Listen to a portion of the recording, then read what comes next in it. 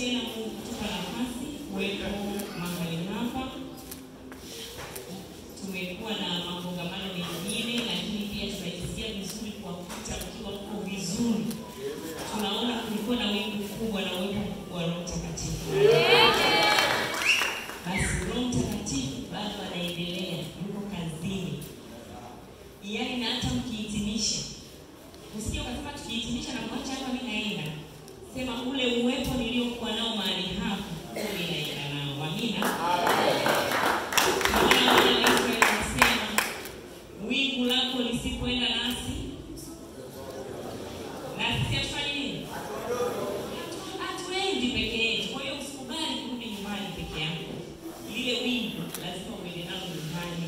Ule moto lazima uende nao nyumbani. Amina. Inawezekana yuko mtu hapa hanifahamu. Kwa majina naitwa Pastor Sadiki.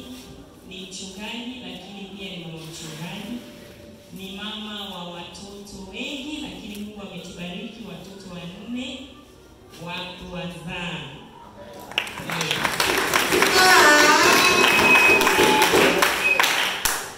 Watoto wetu wanawasalimia sana.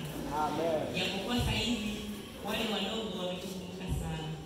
Kila ukipokea simu wanasema, tunamwambia mkei atupeleke tukawapokee sijana. Anakataa kutupeleka. Kwa hiyo unajua namna gani wametukumbuka. Lakini bado tuliona likizo hii tuitumie na yeye watoto ambao Mungu ametupa. Tushare vitu mbalimbali vya kimungu. Na tunaamini mtavipokea na kuvishika na kuviishi kwenye maisha yenu. Amina. Amen. Maisha haya bila Yesu hayana thamani. Mara nyingi sana napenda kuambia hata washirika wangu kanisani kwamba hakikisheni mnasoma neno la Mungu kwa bidii.